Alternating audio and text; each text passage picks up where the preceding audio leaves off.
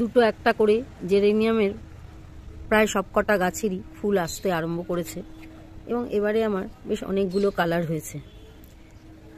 ফুলগুলো যখন সমস্ত ফুটে যায় একটা বলের মতন হয়ে যায়, দেখতে এত সুন্দর লাগে। এই ফুলটা শীতের একটু লেটে ফ্লাওয়ারিং করলেও খুবই সুন্দর, আর আপনারা যদি একটু ঠিকঠাক রাখতে পারেন অনেক দিন পর্যন্ত আপনাদের বাগানে এটা ফ্লাওয়ারিং করবে। Hello friends, welcome to Madhu's dream garden. বন্ধুরা, আজকের ভিডিওটা কী নিয়ে হতে চলেছে আশা করছি আপনারা আন্দাজ করে ফেলেছেন। হ্যাঁ বন্ধুরা, ঠিকই ধরেছেন। আজকে আমি আলোচনা করতে চলেছি ফোলিয়েজ প্ল্যান্টের গ্রীষ্মকালীন পরিচর্যা। গরম পড়ার আগে সমস্ত আমাদের বাগানের যে ফোলিয়েজ প্ল্যান্টগুলো আছে সেগুলোর কি পরিচর্যা হতে পারে, তাদের রিপোর্টিংয়ের মাটি কী হতে পারে, কোন কোন ধরনের গাছকে আমরা এই গরমে পরিচর্যা করব, সেই সব নিয়েই থাকছে আজকের ভিডিওর বিষয়বস্তু।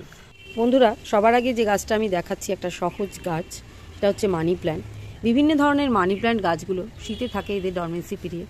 দেখতেই পাচ্ছেন ডাল শুকিয়ে পাতা ঝরে গিয়ে খুব খারাপ অবস্থা হয়ে যায় গাছগুলোর।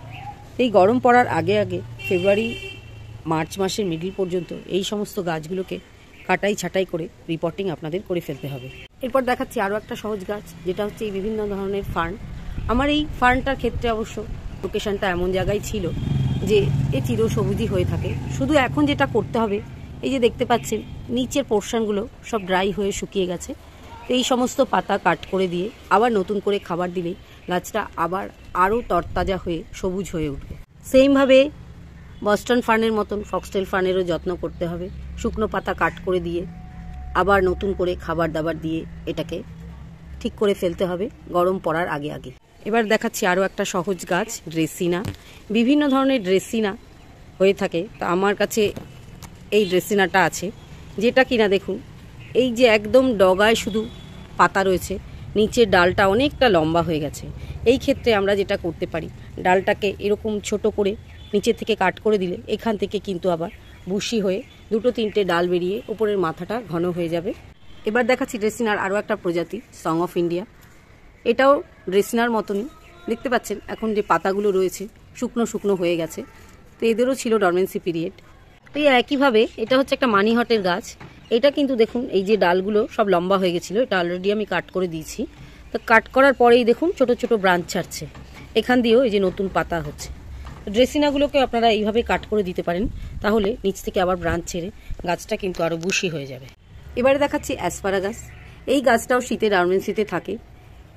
এই সময় আপনাদের কি করতে হবে, এই ধরনের শুকনো পাতাগুলো কাট করে, যদি প্লান্টারটা অনেক ভরে গিয়ে থাকে আবার এখান থেকে বার করে এদের এই যে ভিতরের যে ড্রাই লিভস এগুলো সব কাট করে আবার পুনরায় ফার্টিলাইজ করে বসিয়ে দিলে গাছটা কিন্তু আবার আগের মতন চিরসবুজ হয়ে উঠবে।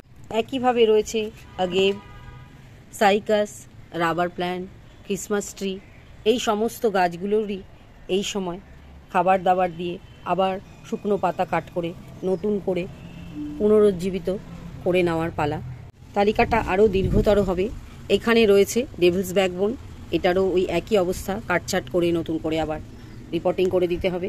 রয়েছে ব্রোকেন হার্ট গাছটারও বেশ কিছু পাতা শুকিয়ে নষ্ট হয়ে গেছে। লম্বা লম্বা ডালগুলো কেটে আপনারা আবার ওইগুলোকে এই মাটিতেই বসিয়ে দিলে গাছটা বুশিও হয়ে যায় আর আবার নতুন নতুন ডালপাতা ছেড়ে সুন্দর সবুজ হয়ে যাবে। ওই তালিকায় রয়েছে বিভিন্ন ধরনের ক্যালেডিয়াম গাছ। সম্পূর্ণ শীতে এরা ছিল ডরমেন্সি পিরিয়ডে। এই সময় এই গাছগুলোর আবার নতুন করে রিপোর্টিং প্রয়োজন। সমস্ত মাটি তুলে ফেলে এর ভেতরের যে বাল্বটা আছে সেটা আবার ফার্টিলাইজার দিয়ে নতুন করে রিপোর্টিং করে দিলে আবার সুন্দর সুন্দর রঙিন পাতায় ভরে যাবে এই প্লান্টারগুলো। রয়েছে বিভিন্ন ধরনের অ্যারেলিয়া, যেগুলো এই সময় খুবই লম্বায় বড় হয়ে যায়।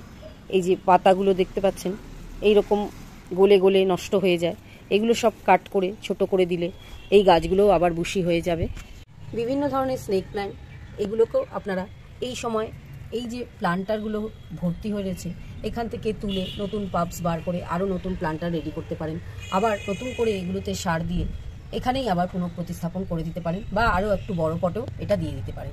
রয়েছে বিভিন্ন রকম পাম ট্রি, তার মধ্যে দেখুন আমার কাছে এই চাইনিজ পামটা দেখতে পাচ্ছেন পাতাগুলো একদম শুকিয়ে নষ্ট হয়ে গেছে, বিশেষ করে তলার পাতাগুলো। এগুলো সব কাট করে আমাকে আবার এদেরকে নতুন করে বসিয়ে দিতে হবে।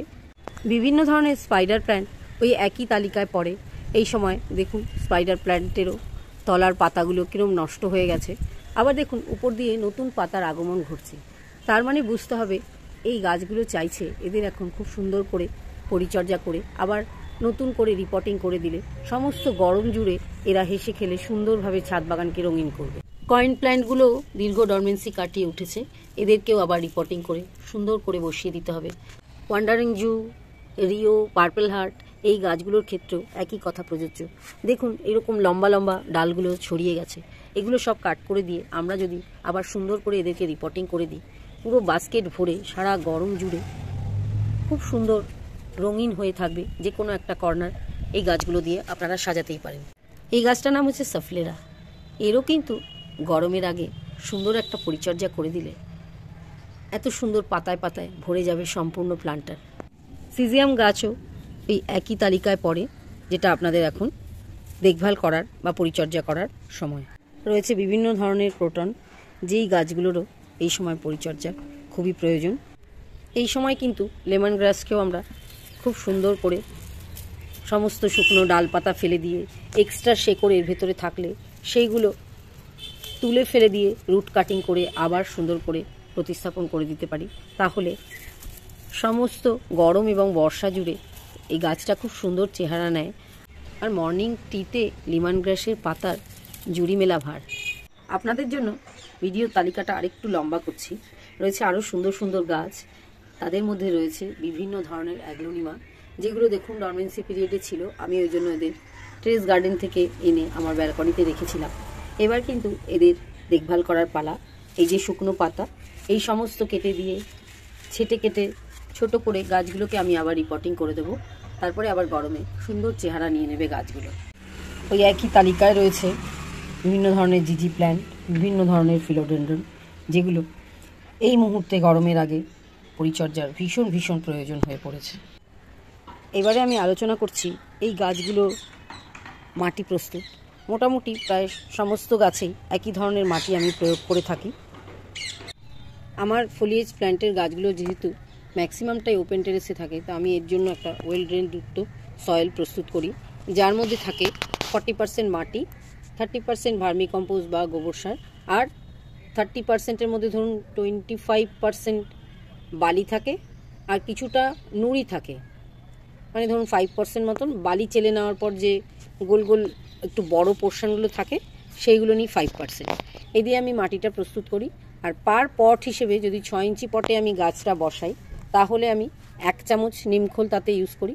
আর যদি 8 ইঞ্চি পটে, ধরুন এরকম 8 ইঞ্চি পটে গাছ বসানো থাকে, তাহলে 2 চামচ নিমখোল পার পট পিছু ইউজ করে থাকি। এক্ষেত্রে একটা কথা বলার আছে, যাদের গাছগুলো সেমি সেডে থাকবে বা ব্যালকনিতে থাকবে, তারা কিন্তু এই মাটির রেশিওতে কোকোপিট ইউজ করতে পারেন। ধরুন মাটি, কোকোপিট, ভার্মি কম্পোস্ট আর বালি, এই সব কটা জিনিস ইকুয়াল পোর্শনে মিশিয়ে আপনারা মাটিটা প্রস্তুত করতে পারেন। তাহলে কিন্তু এই যে আমি সমস্ত ধরনের পাতাবাহারগুলো বললাম, সব গাছগুলোই আপনারা এই মাটিতে অনায়াসে করে নিতে পারবেন। এবার বলি লোকেশনের কথা, মানে গাছগুলো কোথায় রাখবেন।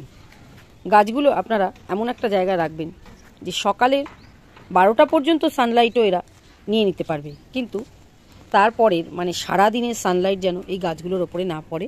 কারণ পাতাবাহার গাছ কিন্তু মর্নিং সানলাইটটা খুবই পছন্দ করে। সানলাইট না হলে কিন্তু এদের এত সুন্দর কালার ভ্যারিয়েশন আপনারা কখনোই দেখতে পাবেন না। এবার বলছি এই ধরনের গাছগুলোতে আপনারা জল কি করে দেবেন।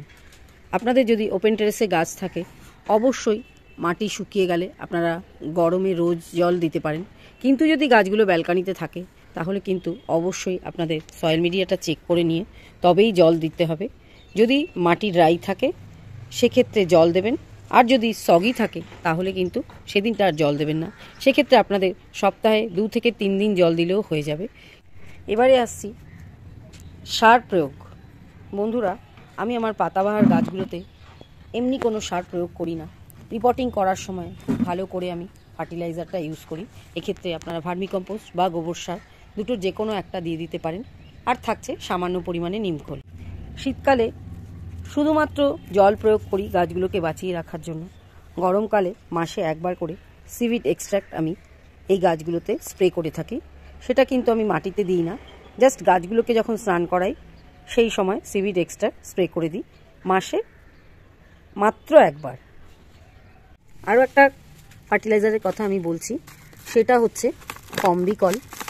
এটা আমি 1.5 থেকে 2 মাস অন্তর 4-5টা করে দানা 6 থেকে 8 ইঞ্চি পটের মধ্যে ইউজ করে থাকি। আপনাদের যদি ইনডোর প্ল্যান্ট থেকে থাকে, মানে এই গাছগুলো যদি আপনারা ইনডোরে রাখেন, এই পাতাবাহার গাছগুলো, আপনারা কিন্তু এই সারটা ইউজ করতে পারেন। এটার চেহারাটা কেমন আমি একটু দেখিয়ে দিচ্ছি। এই ফার্টিলাইজারটা দেখতে পাচ্ছেন এইরকম ছোট্ট ছোট্ট সবুজ দানার মতো। এটা কিন্তু পাতাবাহার গাছে খুব ভালো কাজ করে। আপনারা ইচ্ছে করলে একটা কম্বিকল কিনে রাখতে পারেন, এর ছোট প্যাকেটও পাওয়া যায়। তবে এই ফার্টিলাইজারটা কিন্তু বেশি বেশি প্রয়োগ করবে না, আমি যেরকম মাপ বলে দিলাম ওই হিসেবে 1.5 থেকে 2 মাস বাদে বাদে একবার প্রয়োগ করতে পারেন। তবে আমি দেখেছি পাতাবাহার গাছে অতিরিক্ত খাবার দেওয়ার কোনো প্রয়োজন হয় না, খুব অল্পতেই এরা সন্তুষ্ট হয়ে আপনার বাগানকে এরকম সুন্দর সুন্দর পাতার ভ্যারিয়েশন দিয়ে সাজিয়ে রেখে দেয়। এই সময় কিন্তু আপনারা আরও একটা জিনিস করতে পারেন, এই যে ডালগুলো আপনারা কাটাই ছাঁটাই করছেন, এগুলো ফেলে না দিয়ে বালিতে বসিয়ে খুব সুন্দর চারা তৈরি করে মাল্টিপল করতে পারেন। এছাড়াও আপনাদের পরিচিতজনকে গাছ গিফটও করতে পারেন। আপনারা কলিয়াসকেও এই সময় নতুন করে কাটিং করে চারা তৈরি করতে পারেন। পুরনো গাছকে আবার একটু ছেটে দিয়ে নতুন করে রিপোর্টিং করে দিতে পারেন। এই সময় কিন্তু কলিয়াসও খুব ভালো থাকে। একটু সেমিসেডে রাখবেন আর একটু জলটা বুঝে বুঝে দিলে খুব সুন্দরভাবে কলিয়াস আপনাদের গরমকালেও বাগান আলো করে হয়ে থাকবে। রিপোর্টিং করা আমি আর দেখালাম না, কারণ অন্য সমস্ত গাছে যেভাবে রিপোর্টিং করি খানিকটা ওই একইভাবে এই গাছগুলো আপনারা রিপোর্টিং করতে পারেন। শুধু যেগুলো এই লতানো গাছ, এগুলো কিন্তু আপনারা এরকম ছোট ছোট কাটিং দিয়ে পুরো গামলা ভর্তি করে নিতে পারেন, যেরকম দেখুন আমি এই ওয়ান্ডারিং জুটটার ক্ষেত্রে করেছি। বন্ধুরা, আজকের ভিডিওটা এখানেই শেষ করছি। কেমন লাগলো অবশ্যই কমেন্টসের মাধ্যমে জানাবেন। দেখা হবে আবার পরবর্তী কোনো এপিসোডে অন্য কোনো নতুন টপিকস নিয়ে।